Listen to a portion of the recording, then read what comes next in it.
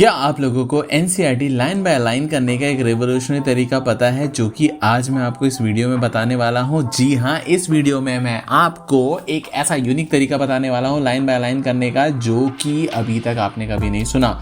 और इसमें NCERT line by line करना एक गेम की तरह होगा और जो आपको लाइन बाय लाइन पढ़ने के लिए मजबूर कर देगा। तो क्या ये तरीका है, फटाफट देख लेते हैं। चलो स्क्रीन पे तो देखो, यहाँ पर rise of the nationalism in Europe का यहाँ पर मैंने कार्ड बना दिया है, which is flash card method, active recall space repetition, जो कि इस चैनल पे मैं बहुत ज्यादा प्रीच कर रहा हूँ, जो कि बहुत ज्यादा इंपॉर्टेंट है।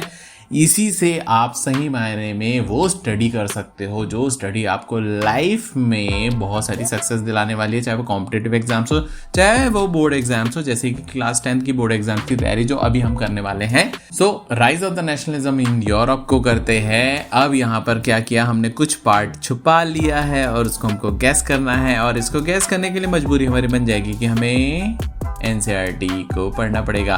सो इन 1848 Frédéric Soriot, a French artist, prepared a series of 4 prints visualizing his dream of world map of democratic and social republics, as they call them. The first print of the series shows the peoples of what? अब इसको gas करना पड़ेगा ना हमें। क्या? Europe and America, peoples of Europe and America, man and women of all ages, social classes. तो ये page मैं आपको लर्न कराने वाला हूँ आज के वीडियो में। पूरा का पूरा फर्स्ट पेज देखो कैसे लाइन बाय लाइन करते हैं। तो ये था यूरोप एंड अमेरिका, ठीक है, मुझे याद नहीं था, hard, it was hard. Now next क्या भाई, क्या कर लिया, man and women of all ages, social classes, marching in long train, offering homage to the, नहीं पता क्योंकि मैं फर्स्ट टाइम पढ़ रहा हूँ, to the Statue of Liberty, Statue of Liberty, okay, hard. Statue of Liberty, as they pass it, as you would recall, artist the what? Liberty personified? क्या? French Revolution personified liberty as a female figure. Okay, ठीक है। तो in क्या? I don't know. In 1848 में Frédéric Soriot ने ऐसा किया था। Okay. ठीक है। And here you can recognize the Liberty female figure, as she has the torch of enlightenment. Recognize the torch of enlightenment as she bears in one hand. Right. ठीक है, आगे बढ़ते हैं। She bears in one hand and the flag, tricolor flag, and the Charter of Rights of Man in the other. Okay. In the other, on the earth, the foreground of image in the shattered remains the symbols of what? I don't know. फटाफट याद करना है। Absolutist institutions. तो NCERT line by line कर रहा हूं मैं यहाँ पर। Absolutist institution. ठीक है, अभी याद करने दो, हार्ड पे जाने दो। इन सोरियोज नेशंस विजन, है ना, यूटोपियन विजन, यार यूटोपियन विजन। ओके, हार्ड है ये भी। Frédéric Soriot, French artist, prepared the scenery of 4 prints visualizing in the dream of a democratic and social republics. Yes, democratic and social republics। और यहाँ मुझे याद है, ठीक है, गुड, सोशल रिपब्लिक्स। अब देखते हैं और क्या पूछ रहा है। एनसीईआरटी लाइन बाय लाइन करने का तरीका क्या है भाई, बहुत इंटरेस्टिंग लग रहा है। Background of the image in the shattered remains of the symbols of absolutist institutions in Soriot's utopian vision, the peoples of the world are grouped as what? Distinct nations. अच्छा। A few moments later. Yes, absolutist institutions. In Soriot's utopian vision, the peoples of the world are grouped as distinct nations, identified through the flags and national costumes, leading to the procession, blah blah blah.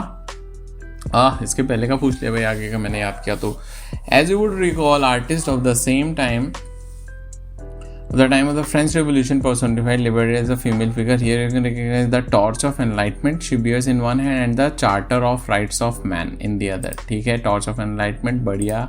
अरे hard क्यों कर दिया? And the Charter of क्या था? And the Charter of Rights of Man. ठीक है, Charter of Rights of Man था। Okay, in the time of the French revolution personified ये हो गया याद.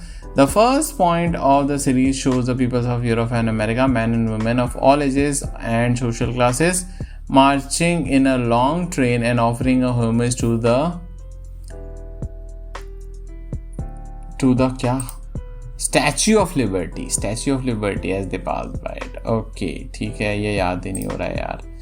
In Sorio's utopian vision, the peoples of the world are grouped as distinct nations. Yes, distinct nations.